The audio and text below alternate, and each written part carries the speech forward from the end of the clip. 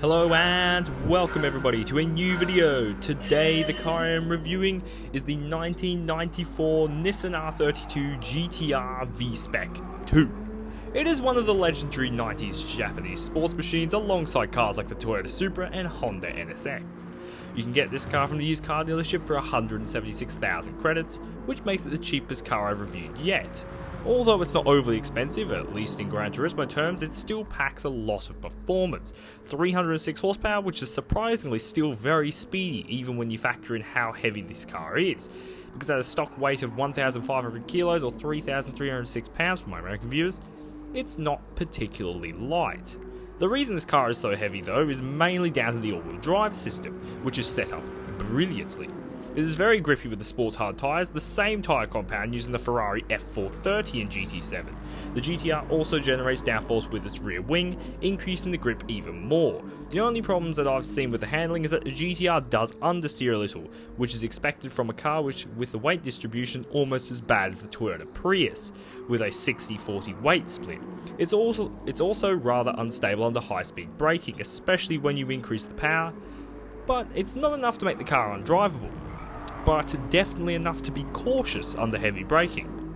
Although the same instability actually aids the car in the lower speed corners, as it allows the car to quickly change direction, far quicker than it usually would with the weight of 9 baby elephants hurling around a racetrack. But how does it perform when upgraded? Well, I tested this car at the Le Mans 700 event while only using removable parts so I could bring the car back to stock condition afterwards. But even while only using removable parts, it won by over a minute to my competitors, with it still weighing the full 1,500 kilos. But it now had 586 horsepower, racing tyres, upgraded brakes, upgraded suspension, and it made the car drive very nicely for a 90s Japanese road car. The only major problem that I encountered was that the car was still unstable under heavy braking.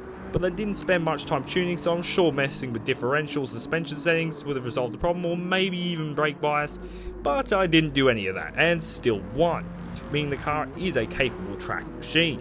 I just recommend you keep the fuel map at fuel map 6, because as most people know by now, the fuel tanks are smaller in road cars than they are in race cars. But that didn't stop this GTR from winning, and giving me some more credits, more than enough to outweigh the credits spent on the car and the upgrades.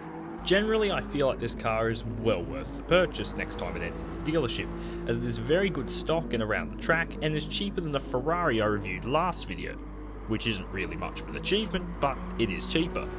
If you want to see my review of the Ferrari F430, there should be a link in the description, or if I forgot to put it there, you can go to my channel and take a look at it there. And with that said, I'm going to end the video here, and I'm going to hope you enjoyed, and if you did, remember to like and subscribe and check out some of my other videos. And I guess, well, I'll see you in the next video.